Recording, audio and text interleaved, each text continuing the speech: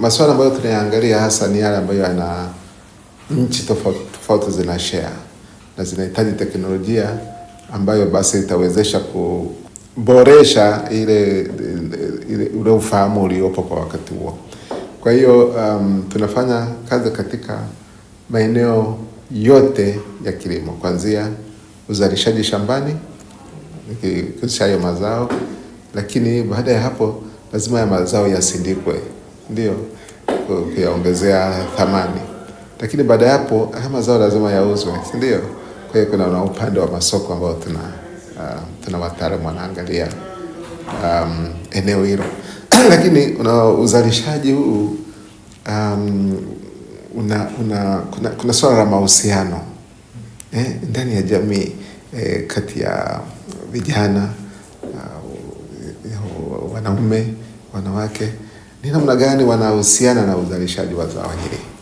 Taasisi ya IITA baada ya kuona vijana wanaingia kwenye mzigo wa lawama kwa kukosa maarifa, kutoona fursa, lakini vile vile swala la mitaji kuwa gumu kwao, waliamua kuanzisha kituo cha kuwatamia vijana hapa Kwembe, nje kidogo ya jiji la Dar es Salaam, ambapo vijana wananyunyiziwa maarifa, wanaoneshwa fursa, lakini vile vile wanawezeshwa swala la mitaji. Na hapa mwenyeji wetu ni Veronica Kebwe, ambaye yeye ni mratibu wa programu ya vijana.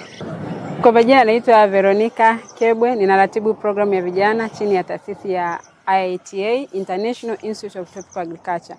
Programu yetu ya vijana inawawezesha vijana kufanya kilimo biashara. Lengo kubwa ni kupunguza tatizo la ajira kwa vijana. Kwa hiyo tunawezesha vijana waweze kufanya kilimo biashara na waweze kujiajiri badala ya kutafuta ajira, na waweze kutengeneza pia ajira kwa vijana wengine. Mpaka sasa tumeweza kuwafikia vijana zaidi ya 10,000 kwenye maeneo tofauti nchini Tanzania, ikiwemo mkoa wa Dar es Salaam, mkoa wa Dodoma, mkoa wa Pwani, mkoa wa Morogoro na kidogo kwa mkoa wa Iringa.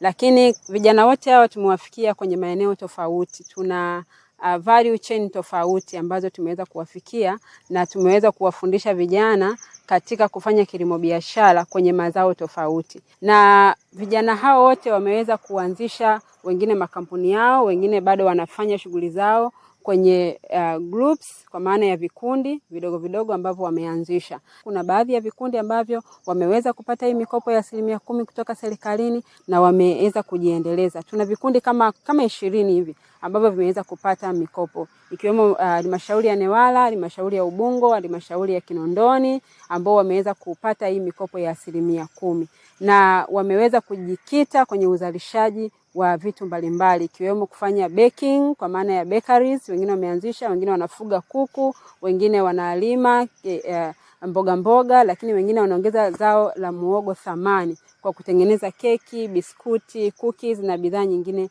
kama hizo za baking. Baada ya kumsikiliza mratibu wa programu ya vijana Veronica Kebwe, sasa nikupeleke hadi Mabwepande, Dar es Salaam pia, ambapo vijana wengine waliwezeshwa maarifa, wakaona fursa, na hawa vijana walifanikiwa kuchungulia kwenye dirisha la halmashauri na kuona ile mikopo ya 10% ambayo inatolewa na serikali. Mimi naitwa Hamza Mkoka, ni msimamizi wa kituo cha kilimo Malolo, ambacho kituo hiki ni mali ya manispaa ya Kinondoni, na lengo kubwa la kuwepo kituo hiki ni kutoa huduma za ugani kwa wakulima, wafugaji na wavuvi. Sasa hapa tupo kwenye kikundi cha vijana ambacho ni Malolo Youth Processing. Ni moja ya product ya kikundi ambacho kimepata mafunzo kwa ushirikiano wa kituo cha kilimo Malolo pamoja na IITA, ambapo kimewajengea uwezo wa namna ya uzalishaji wa bidhaa mbalimbali zinazotokana na baking, mikate na kadhalika. Kikundi hiki kinalelewa katika kituo cha Malolo na kinafanya shughuli zake katika kituo cha Malolo, na kinapata mbinu mbalimbali za uzalishaji kutoka kwenye wadau wetu wa AITA pamoja na halmashauri ya manispaa ya Kinondoni. Kwa sasa hivi mimi kama msimamizi wa kikundi ninajivunia kwanza uwepo wao wa vijana, lakini ninajivunia kwamba kuona vijana sasa wamepata ujuzi ambao wa uzalishaji na wameweza kujiajiri wenyewe kuzalisha hizi bidhaa. Lakini ninajivunia kwamba tumewawezesha vijana kupitia manispaa yetu ya Kinondoni kupata mikopo ya 10%, ambao sasa hivi vijana wamejikwamua kiuchumi na wanafanya uzalishaji wao katika eneo hili, na tunaamini tumeshawapa kazi yao ya kudumu. Tunashauri vijana kwanza wajitokeze pinapotokea fursa mbalimbali zinazohusiana na mafunzo kama haya yanayotolewa na IITA, vituo vya kilimo kama hiki cha Manispaa cha Malolo na vituo vingine wa wadau tofauti tofauti. Wajitokeze kwa wingi kuhudhuria yale mafunzo, lakini wachangamkie zile fursa ambazo zinapatikana katika mikopo inayopatikana katika manispaa zetu ambazo zipo katika Dar es Salaam karibia nchi nzima. Wachangamkie ile mikopo na kuanzisha miradi midogo ya namna hii, lakini wajitahidi sana kuwa beneti na mafunzo ambayo yanatolewa na watu wa IITA, kushikana nao, kujenga nao ukaribu, waweze kuyazingatia yale wanayopewa, basi watajikwamua kimapato. Safari ya kuwakumbatia vijana haiwezi kawa rahisi kama vijana wenyewe hawajitokezi kuunda vikundi na kupaza sauti zao kuona vitu gani wanaweza kuvimudu. Yapo mapambano unaweza kufanya peke yako, lakini mafanikio yanapatikana kwenye vikundi ambavyo vina dira moja. Na hapa Malolo kuna mfano wa vijana ambao walipata mafunzo na kuunda kikundi cha watu 5 tu ambao ndani ya miaka takriban 2 wana ushuhuda wa kuwasimulia vijana wengine ambao wanababaika kuunda vikundi na kufanya jitihada za pamoja. Naitwa Monica Madilo. Mimi ni mwenyekiti wa kikundi hichi cha Malolo Youth Processing Group. Kikundi chetu ni cha watu 5, wanawake tupo 3, wanaume wapo 2. Sisi ni wanufaika wa mkopo wa 10%. Kikundi kilianza baada ya kuwa tumepata mafunzo. Baada ya kupata mafunzo tukapata fursa ya kuanzisha kikundi. Mpaka sasa ninachojivunia ni ule umoja ambao tunao, kwa sababu yani tunaishi kwa kusikilizana na yani ni watu ambao tupo kwa umoja, tunaweza kusema hivyo. Mafunzo tuliyapata mwaka jana na mpaka sasa